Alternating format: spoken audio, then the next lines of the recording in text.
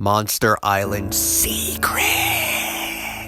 Hey guys, MIB here, and wow, we just passed 55,000 subscribers. That is insane to me, but I want you to know from the bottom of my heart how much I appreciate you guys. I sincerely feel so lucky to have each and every one of you as a fan. So as a way to say thank you, I thought it would be cool for the first time ever to peel back the curtain a little bit and reveal some of the secrets behind Monster Island Buddies Season 1. Monster Island Buddies. So episodes 1 through 3 were shot before I started uploading the series to YouTube. Some of the episode 8 Vegas footage was also shot around this time, so this is all kind of like the pilot footage. I shot them on a cheap point-and-click camera with absolutely no expectation that the show would go anywhere. This was shot in an old apartment I lived at years ago. I've moved twice since. For some reason, I was very concerned with showing corporate logos back then, so I did a really crappy blur effect over the Captain Morgan logo. There was some very loose stop animation in the first season. Originally, heads and limbs were going to turn via stop animation, but then I decided against it. I just didn't like how it looked. Episode 1 was originally going to end much sooner, and this conversation with Mothra and Rodan was going to be episode 2. Back then I wanted the show to be really short, but I changed my mind while editing the episode. These brownies were very old and stale, and I really had to eat some to make that bite mark. I can remember to this day how nasty it tasted. Monster Hoarders. Episode 2 is clearly a parody of the show Hoarders on A&E. Back then, the plan was to do more TV show parodies. Oh boy, and this hoard pile is an alien toy from the video game Resistance. You'll see him again a few episodes later as a reoccurring character. Tifa from Final Fantasy VII is also in there, and she'll also appear as a character later. You'll also see some toys and knickknacks in this pile that reappear many times throughout the show. You can see Rodan's flying string is there.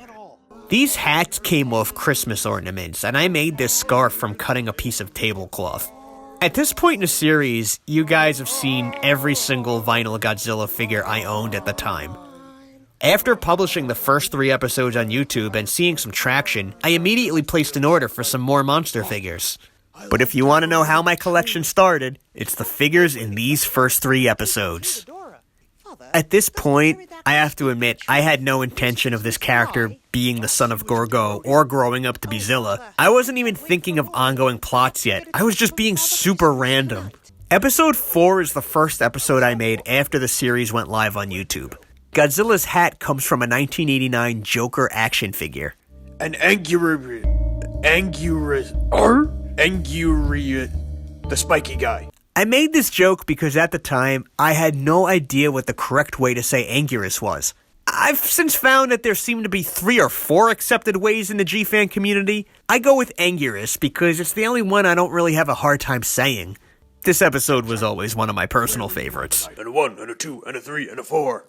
Alright, the first appearance of the band, Destroy All Monsters, and right out of the gate, I accidentally spelled Destroy wrong on the drum kit. To this day, if I ever type the word destroy really fast, I always accidentally write it this way first. All these instruments come from old Bill and Ted's Excellent Adventure action figures. The figures were all in a band, so each figure came with a different instrument. Nothing really else to say here except it's a real pain in the ass to scotch tape the guitars to the figures. This little movie theater room was in an apartment complex I used to live at. And there are those Resistance aliens again, Earl and Marv. You'll find that I use the name Earl a lot in this series. Gamera is voiced by my younger brother. This was the first time I ever planned a few episodes ahead at once. I had my brother record a few episodes worth of Gamera lines in one sitting, and this started the show's first string of continuity. And here are the Final Fantasy VII ladies. Remember them here with Gamera because this is the kickoff of a running joke later on. Oh no, dude, no, dude. The Monster Bar used to always have this Monsters Only graffiti, but later on I realized I needed to get human characters in there for a plot, so the graffiti had been removed. But you may have noticed in some recent episodes of the show the graffiti returned. So that 1989 Joker figure I mentioned earlier had a tube you connect to his back to make a flower on his jacket squirt water. I used that tube and ran it up inside Godzilla's body and out a very small hole I made in his mouth. That's how I made the vomit effect. I used iced tea as vomit. Here's Gamera with his Final Fantasy VII groupies again. It wasn't intentional for the girls to fall here, I just thought it was funny. That kind of stuff happens a lot in the show. So obviously I went on a trip to Las Vegas and took Jet Jaguar with me. This all happened before the show went to YouTube. I kinda made up his plot as I went along. Godzilla is hungover from the previous episode. You can see around here we're really starting to build a sense of continuity. Also with the Gamera stuff earlier. Episode 9 is when I really started playing with the show's timeline. There's not many secrets here though. This time-traveling phone booth came from Bill and Ted's Excellent Adventure, but I remember a lot of people in the comments thought it was a Doctor Who TARDIS. Like a lot of people. I had to remove Godzilla's tail to fit him in the phone booth. Like sands through this hourglass. These are drama monsters. In episode 10, we return to TV show parodies. This one is a parody of the long-running soap opera Days of Our Lives. My grandma used to watch this show when she babysat me. All of the names flashed in the credits here are from Zone Fighter. In training. This episode was shot at a small gym in my old apartment complex late one night when nobody was around. My point-and-click camera wasn't working right at the time, so I used my Nikon camera, making this technically the first HD episode. At the time, I didn't like using the big camera to shoot the show, but now I use it all the time. This was the parking area to the old apartment complex. This was the only time in the entire series to this date I used a genuine roar from the movies. Mechagodzilla is voiced by another younger brother.